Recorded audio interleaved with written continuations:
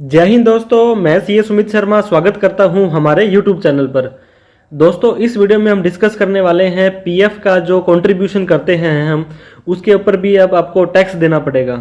तो कैसे कैसे टैक्स देना पड़ेगा, कैसे नहीं देना पड़ेगा, किस अमाउंट पे टैक्स देना पड़ेगा, इन सभी टॉपिक के ऊपर हम विस्तार से डिस्कस करने वाले हैं। तो चलिए दोस्तों, वीडियो को स्टार्ट करते हैं।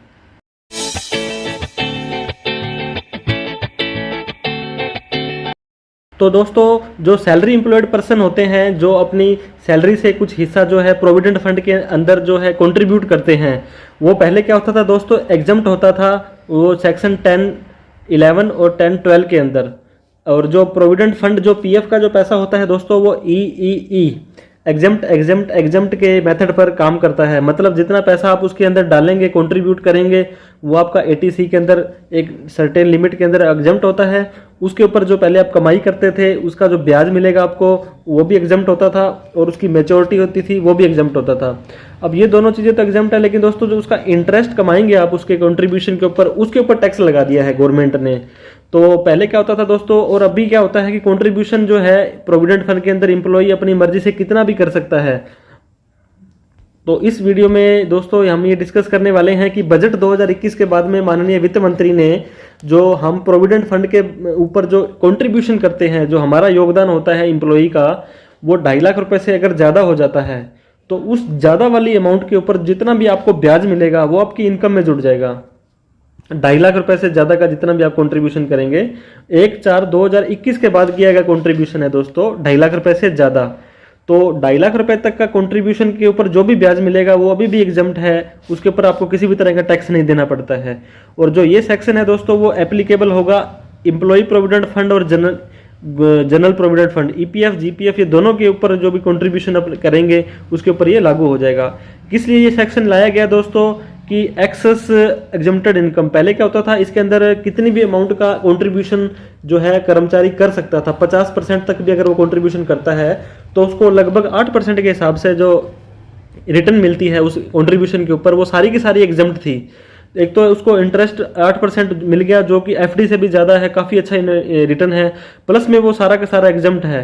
तो इस ज़्यादा अमाउंट को, ज़्यादा लोगों को, जो रिच पीपल है जो इस तरह का काम करते थे, उनको रोकने के लिए ये जो है प्रोविज़न लाया गया है।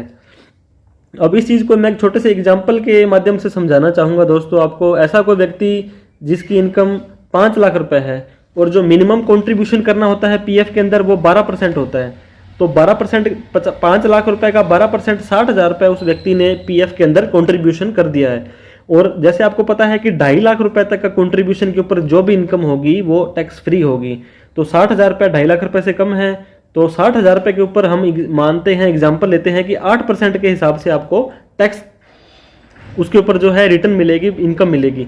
तो 60,000 रुपये का 8% 4800 रुपये है, तो ये आपकी एग्जम्प्ट इनकम है, आपको टैक्स नहीं देना पड़ेगा इसके ऊपर। अब दूसरा एग्जाम्पल लेते हैं दोस्तों, एक व्यक्ति जिसकी 8 लाख रुपए सैलरी है। 8 लाख रुपए सैलरी है दोस्तों। जैसे मैंने बताया था कि इसके अंदर एम्प्लॉई जो होता है अपनी मर्जी से 12% से ज़्यादा का भी कंट्रीब्यूशन करा सकता है, तो उसने 50% कंट्रीब्यूशन कर दिया दोस्तों। मतलब 8 लाख रुपए में से 4 लाख रुपए उसने अपने पीएफ फंड के अंदर डाल दिए हैं। तो 4 लाख रुपए मतलब 2.5 लाख रुपए से ज़्यादा का उसने कंट्रीब्यूशन कर दिया है। मतलब 2.5 लाख रुपए के ऊपर जो भी कमाई करेगा वो तो टैक्स फ्री हो जाएगी। और 2.5 लाख और 4 लाख का जो फर्क है वो है 1.5 लाख रुपए। 1.5 लाख रुपए के ऊपर दोस्तों वो जो भी इनकम कमाएगा उसको उसकी इनकम में जुड़ जाएगा। 1.5 लाख रुपए के हमने ऊपर 8% के हिसाब से अगर कैलकुलेट करते हैं तो 12,000 रुपये इसकी जो इनकम मिलेगी वो टैक्स एबल बन जाएगी। और वहीं पे 2.5 लाख रुपए के ऊपर 8% उसका 20,000 रुपये बनता है, उसके ऊपर कोई टैक्स नहीं लगेगा। लेकिन 2.5 लाख रुपए से ऊपर जो कंट्रीब्यूशन किया है उसके ऊपर जो उसको कमाई होगी वो इनकम में जुड़ जाएगी। तीसरा एग्जाम्पल दोस्तों लेते हैं, इसके अंदर एक ऐसा व्यक्ति है जिसकी 24 लाख रुपए 24 लाख रुपीज़ उसकी जो है वो सैलरी है। अगर वो अपनी सैलरी का 12% पीएफ के अंदर कंट्रीब्यूट करता है तो 2,88,000 रुपये का कंट्रीब्यूशन उसका हो गया दोस्तों। 2.5 लाख रुपए का कंट्रीब्यूशन के ऊपर जो भी कमाई करेगा वो 38,000 रुपये, वो तो टैक्स फ्री है। 38,000 रुपये इसकी जो है, सॉरी 2.5 लाख रुपए के ऊपर तो इसकी 8% के हिसाब से 20,000 रुपये बन जाएगी। और ऊपर का जो 38,000 रुपये है उसके ऊपर ये 3,040 रुपये जो कमाई करेगा उसके ऊपर इसको इनकम में जुड़ जाएगा और उसको उसके अकॉर्डिंग टैक्स देना पड़ जाएगा। तो इसके बाद में थोड़े बहुत क्वेश्चंस हैं दोस्तों, ये FAQs हैं, काफ़ी लोगों ने ये हमें ये पूछे थे कि 2.5 लाख रुपए की लिमिट के अंदर कौन कौन से जो है आपके फंड हैं वो कवर होंगे। तो इसके अंदर GPF general provident fund, employ provident fund, contributory provident fund और RPF रिकॉग्नाइज प्रोविडेंट फंड, मतलब इन तरह के जो प्रोविडेंट फंड में कॉन्ट्रीब्यूशन होगा वो 2.5 लाख रुपए से ऊपर होने पर ऊपर की अमाउंट पे जो भी इनकम होगी वो आपकी इनकम में जुड़ जाएगी। इसके बाद में दोस्तों क्या ये 2.5 लाख रुपए की लिमिट है, ये एम्प्लॉयर की कंट्रीब्यूशन PPF कंट्रीब्यूशन की भी है। पब्लिक प्रोविडेंट फंड जो एक होता है वो अलग प्रोडक्ट है दोस्तों, ये सैलरी एम्प्लॉयड या नॉर्मल सैलरी एम्प्लॉयड कोई भी व्यक्ति खुलवा सकता है जो PPF होता है। तो ये 2.5 लाख रुपए दोस्तों अलग लिमिट है और 1.5 लाख रुपए अलग लिमिट है, क्योंकि इसका किसी सैलरी एम्प्लॉयड से कोई लेना देना नहीं है। जो PPF के अंदर नॉर्मल कोई भी व्यक्ति इसके अंदर बिजनेसमैन है या कोई ऐसा कोई भी व्यक्ति है वो इसमें पैसा डाल सकता है। तो मतलब मोटा मोटी प्राइमा फेसिया अभी ये देखने को आता है कि 2.5 लाख रुपए अलग लिमिट है और 1.5 लाख रुपए अलग लिमिट है, लेकिन फिर भी अभी तक गवर्नमेंट की फाइनल क्लैरिफिकेशन आनी बाकी है, इसके ऊपर गाइडलाइंस आनी बाकी है, वो जैसे ही आएगा हम आपको सूचित कर देंगे।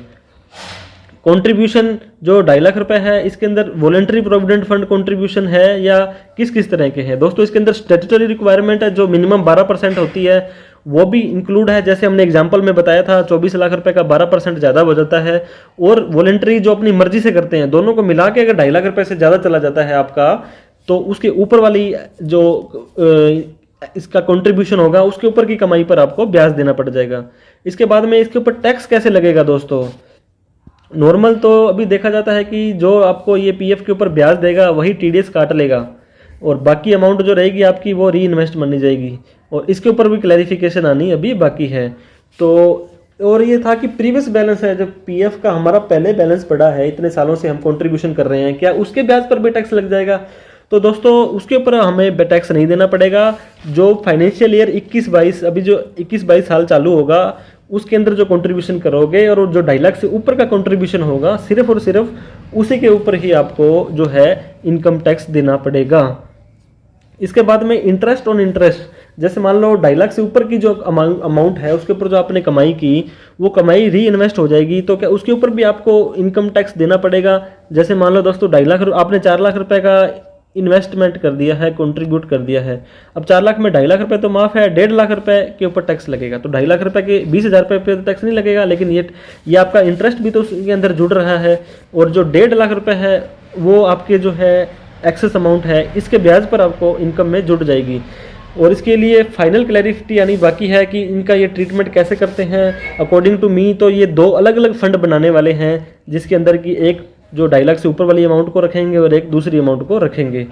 इसके बाद में क्या टैक्स रेट लगेगा दोस्तों इसके ऊपर, तो इसके ऊपर रेलेवेंट स्लैब, जैसे कि अगर आप 5% में आते हैं या 20% में आते हैं या 30% में आते हैं, जिस स्लैब रेट में आप आते हैं उसके हिसाब से आपको टैक्स लगना चाहिए। बाकी फाइनल क्लैरिफिकेशन अभी बाकी है। तो आशा करता हूं दोस्तों ये वीडियो आपको अच्छी लगी होगी, इन्फॉर्मेटिव लगी होगी, रेलेवेंट लगी होगी। तो इस वीडियो को लाइक ज़रूर करें, अपने दोस्तों में भी शेयर करें। कोई क्वेश्चन है, कोई क्वेरी है तो आप कृपया कमेंट बॉक्स में हमें बता सकते हैं, को पूछ सकते हैं। और चैनल को सब्सक्राइब नहीं किया तो ज़रूर कर लें। थैंक यू सो मच दोस्तों। मैं आपका दोस्त CA सुमित शर्मा। जय हिंद, जय भारत।